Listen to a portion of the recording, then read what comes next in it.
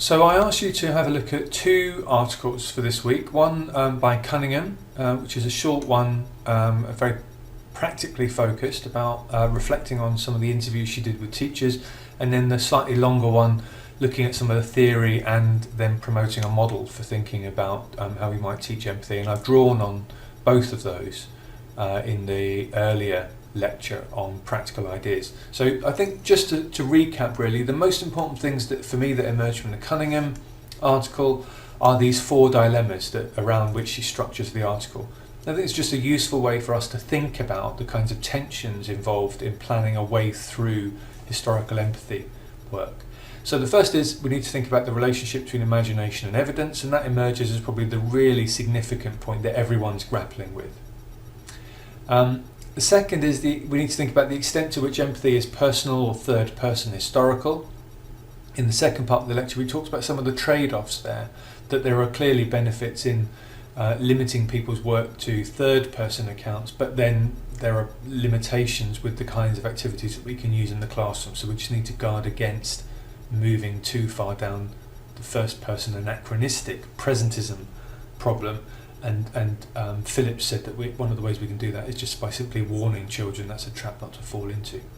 Third thing we need to think about is the role of emotions in this kind of work, and we need to be aware that if it's an over-emotional empathetic engagement, then it can spill over into what people refer to as sympathy. And what we're not interested in doing is making children feel sympathetic for victims of abuses in the past. We want them to empathise with people in some form of objective account of their conditions, which is the more intellectual balance to the emotional dimension.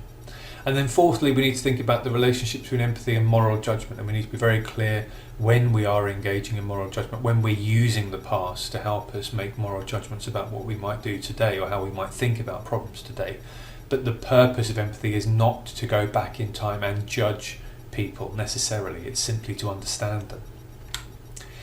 Endacott and Brooks then build on that by saying that here's a proposed model, and I think this makes perfect sense as a way to go about teaching. That first of all we need to provide some context, then we provide some sources, preferably first person personal sources, then we provide children with the opportunity to display to us their empathetic understanding, and then we follow up with some kind of reflective process where we try to draw the connections out between the past and the present and start to think about how people were individually affected by their investigations, the kinds of views that they are forming. So each of those tensions, if you like, in the model discussed by Cunningham work through different points of this overall project planning framework.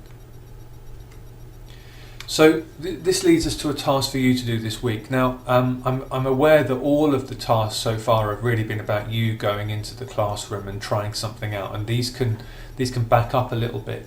And given what I've said about the importance of empathy being planned in and integrated into longer projects and to be slightly more sustained, it strikes me that it might be problematic to do this task. So if it feels appropriate, you can do the task that I suggested in the handbook, which is this first one. Select some of the teaching suggestions in the article, try them out with one or two classes, and then using their suggestions, Endacott and Brooks, about empathy, write an evaluation of the student's work. That's fine, but if that's difficult to do in the context of the teaching that's coming up, or you've got other things that you need to trial in the classroom related to other bits of the course, then I'd be perfectly happy for you to do this as an alternative task for this week, to write a response to these ideas about historical empathy.